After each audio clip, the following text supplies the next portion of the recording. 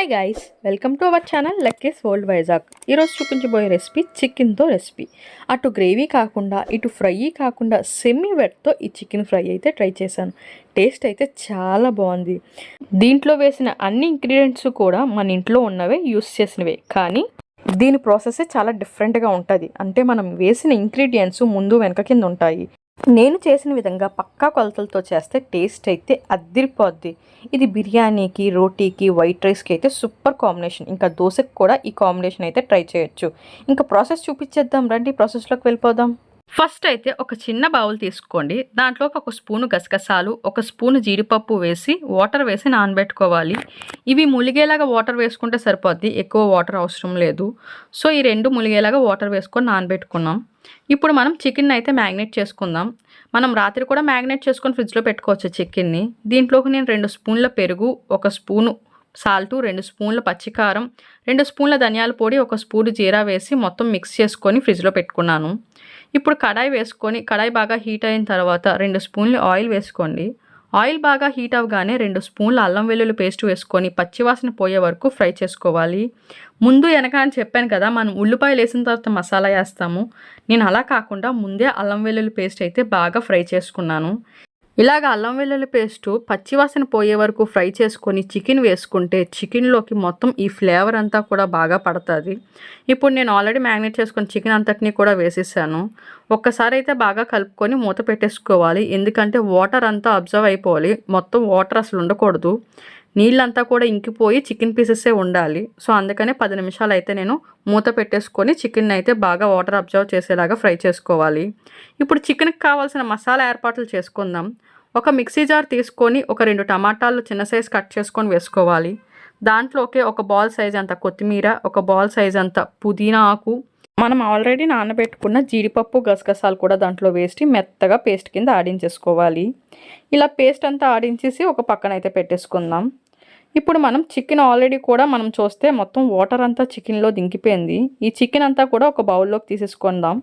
ఇప్పుడు మళ్ళీ స్టవ్ మీద అదే కళాయి పెట్టుకొని దాంట్లోకి ఒక 2 స్పూన్లు ఆయిల్, 1 స్పూన్ అంత బటర్ వేసి బాగా హీట్ అయిన తర్వాత దాంట్లో జీరా వేసుకోవాలి. జీరా కొద్దిగా ఫ్రై అయిన తర్వాత జీడిపప్పు కూడా వేసుకొని ఫ్రై చేసుకోవాలి. అలా ఫ్రై అయిన దాంట్లోకి ఒక 2 పెద్ద సైజు ఉల్లిపాయలు చిన్న ముక్కల కింద కట్ చేసుకొని వేసుకోవాలి.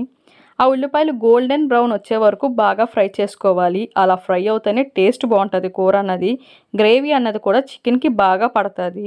సో అందుకని గోల్డెన్ బ్రౌన్ వచ్చే వరకు బాగా ఫ్రై చేసుకోండి.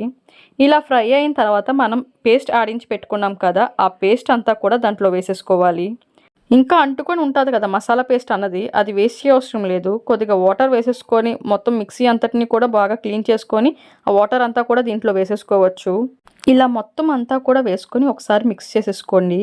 ఇది బాగా ఫ్రై అవ్వాలి పచ్చివాసన పోయే వరకు.